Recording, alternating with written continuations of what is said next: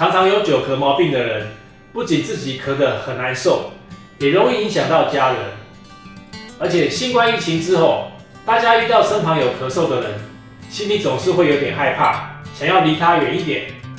所以，咳嗽要怎么治疗？久咳的人可以根治吗？大家好，我是詹锦琪中医师。首先，我们来了解咳嗽的原因。常见的咳嗽原因大概有4种：一、鼻涕倒流，鼻水没有向外流出，而是往内流到喉咙才引发咳嗽；二、气喘，因为过敏引起，如果不分白天晚上，持续不断的咳嗽，这可能是罹患了咳嗽型气喘；三、胃食道逆流，向上倒流的胃酸刺激食道所引发的咳嗽反射；四、慢性支气管炎，吸烟或是长期接触空气污染的人，支气管持续性的发炎，会导致呼吸道变窄，产生大量痰液。以上这4种情况都可以透过中药调理来获得改善。举例来说，我曾经有久咳毛病，持续10多年，每年秋冬感冒的时候都要连续咳2到3个月，咳到胸部非常的痛。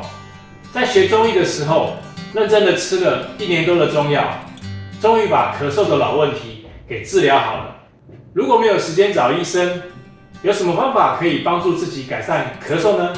第一个方法是穴位按摩，鱼际穴可以清肺泻火，治疗肺热型咳嗽。它的位置在拇指下方手掌肉最多有明显凸起处的中央。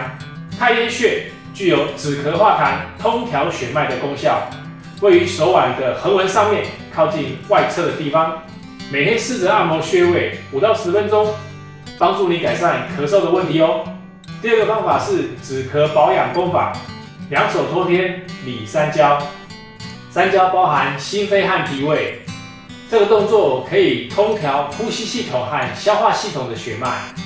每天早晚慢慢地重复动作20次，对于鼻涕倒流、气喘、胃食道逆流、支气管炎所引起的咳嗽患者，都能够帮助你们获得改善哦。